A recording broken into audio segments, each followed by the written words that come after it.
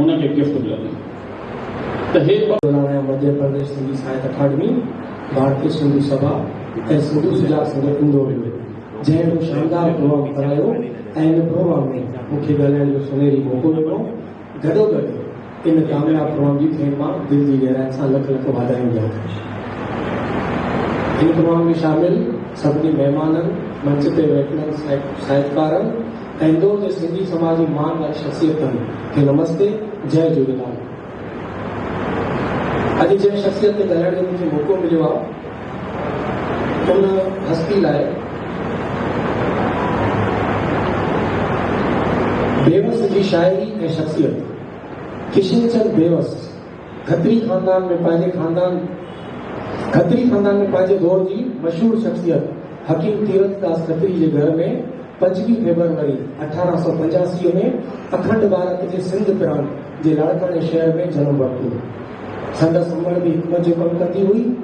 बेवस 11 सालनि जो मसो संदसि वालिद संसार यात्रा पूरी करे परलोक पधारे वियो ऐं नंढपण में ई घर जो ॿार संदसि पियो। तॾहिं बेवस 4वीं क्लास में पढ़ंदो। 1901 में 16 सालनि जी उमिरि में शागिर्दी वारे दौर में हुन शाइरी जी शुरूआत कई। हिकु राति बरसाति खां मुतासिर थी हुन हिकु कविता लिखी। लिखंदे लिखंदे निंड अची वई हुअसि। हॉस्टल जे सुप्रिटेंडेंट उहा कविता पढ़ी वरिती ऐं सुबुह जो पंहिंजी ऑफिस में घुराए संदसि साराह कंदे चयईं त तूं हिकु ॾींहुं आला दर्जे जो शाइर थींदे। वाक़ई ईअं थियो। 1925 खां 1940 ताईं बेवस हिकु तमामु वॾो शाइर थी वियो। तालीम पूरी करण खां पोइ बेवस पहिरियां प्राइमरी उस्ताद बणियो ऐं बाद में हेड मास्टर थियो। बेवस साहब हिकु महान शाइर, हिकु तमामु सुठा उस्ताद, हिकु क़ाबिल हकीम ऐं हिकु समाज सेवी पिणु हुआ। निवड़त ऐं निमिरता हुजण जे करे पंहिंजो तख़ल्लुस बेवस रखियो। इन मुख़्तलिफ़ मौज़ूअनि ते शाइरी कई। उन दौर में सिंधी शाइरीअ में फारसी ऐं उर्दू अखरनि जो तमामु घणो असरु हूंदो। ईरान जी सरज़मीन ऐं माहौल जूं रवायतूं शाइरी में बयानु कयूं वेंदियूं। अहिड़ी शाइरी फ़क़ति लफ़्ज़नि जो भंडार त हुई, पर उन जो सिंध जी सरज़मीन सां को लाॻापो न हो। किशन चंद बेवस पंहिंजी शाइरी में ज़मीन आसमान जे विच में मौजूद फितरी नज़ारनि सां गॾु सिंधी समाज जा अक्स चिटिया आहिनि। निज सिंधी अखरनि खे पंहिंजी शाइरी में इस्तेमालु करे शाइरी जी दुनिया में इनकलाब आंदऊं। बेवस जी शाइरी में कमाल जी रवानी, तजुर्बनि जी नवाण ऐं फिक्री गहराई आहे। इन करे किशन चंद बेवस खे जदीद सिंधी शाइरी जो बानी सॼो वियो। सिंधी गीत लिखण जी शुरूआत भी बेवस साहिब कई हुई। विदेशी शहरनि जो बेवस बाइकाट कंदो। सचो देशभक्त हो। बंगाल जे अज़ीम शाइर राबिंद्रनाथ टैगोर जी शाइरी खां तमामु घणो मुतासिर हो। 1940 में रिटायरमेंट खां पोइ लाड़काने जे ज्ञान बाग में हफ़्ते वारा तिबी क्लास हलाए टैगोर जी शाइरी ऐं शख़्सियत ते लेक्चर ॾींदो। अंग्रेज़नि जी ग़ुलामी खां आज़ादी लाइ भारत देश खे जोशीला गीत ऐं तराना लिखी संदसि शागिर्द रुद्रराज दुखाए जे नाले सां अख़बारनि में छपाईंदो। हेड मास्टर जी नौकरी खां रिटायरमेंट वरिताईं हिकमत जो कमु शुरू कयईं।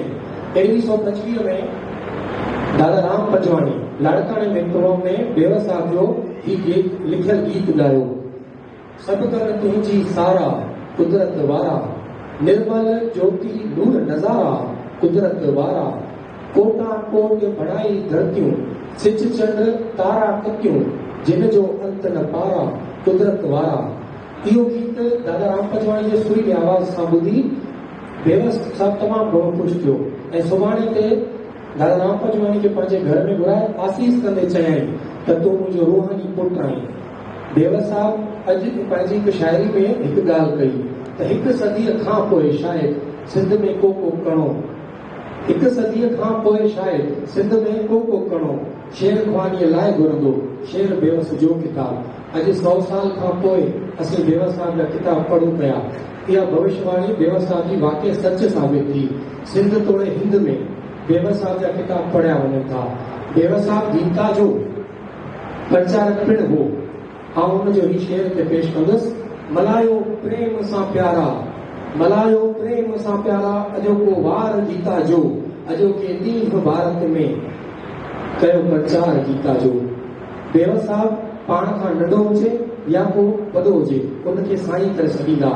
उन भाग्या स्कीम नाले हिकु अहिड़ी रथाबंदी ठाही जंहिंमें हर घर में गौ माता जी शेवा थिए।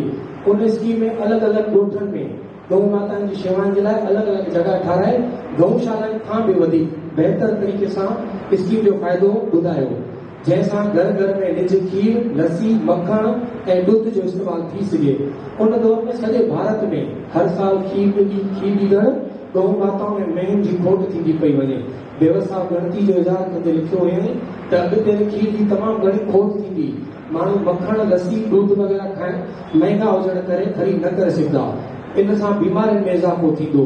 नकली घी या तेल अची उन जाइ वधाईंदा। गीता जे ज्ञान जे प्रचारक हे पूरे भारत खे उन दौर जे कृष्ण भगवान जी द्वारका जीअं बणाइण जे लाइ सॼे भारत में गौशालाउनि गऊ जी शेवा जो जज़्बो जाॻाइण जी कोशिश कई। हुन हिकु प्लाट बि वरितो पर हयाती संदसि साथ में उहो सपनो अधूरो रहिजी वियो। बेवर साहब केतिरा ई नाटक लिखिया, केतिरा ई गीत लिखिया। अॼु बि सिंध जे हर ॿार खे बेवर साहब जो ही मशहूरु गीत यादि आहे। गीत धणी जा गॾिजी गायूं, गीत धणी जा गॾिजी गायूं, जो थो थदड़ा मींहं वसाए, बागन में थो अंब पचाए, देस गुलनि खे थो पहिराए, वेस गुलनि खे थो पहिराए, अन्न पचाए, गाहु पाए, अर्श में थो तारा टमकाए, तंहिं मालिक खे सभु सारायूं, गीत धणी जा गॾिजी गायूं। बेवर साहब जे किरदार ते संदसि न्याणी पूरण देवी जो चवणु हो त एतिरियूं सालियूं मशगूलियूं हूंदे बि असांखे कॾहिं ईअं न चयूं त मूं वटि वक़्तु कोन्हे। जेका गुर कंदा हुआसीं सा पूरी कंदा हुआ। रांदियूं कयूं त खेसि घोड़ो बणायूं। खेॾींदे खेॾींदे गीत तयारु थी वेंदो हो। शाबाश मुंहिंजा घोड़ा तयार, तिखी रेल हल रफ़्तार, साणसि गॾु फूकणा फूके उॾारियो त राग तयार, फूके न फूकणो मुंहिंजो आहे मलुकणो, हिक ॿिए जी चोली जे पुठ पकड़े रेल हलायूं त गीत तयार, अचो त नंढड़ी रेल हलायूं, छह पैसा ॿ पियायूं।